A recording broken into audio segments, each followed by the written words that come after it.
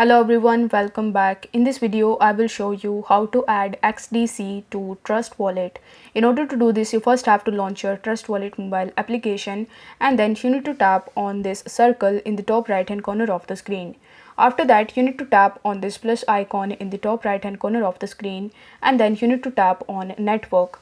Now over here, you need to provide the details in this section such as the XDC name, its symbol, node URL and explorer URL.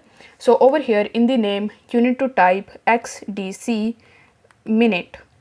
After that, its symbol is XDC.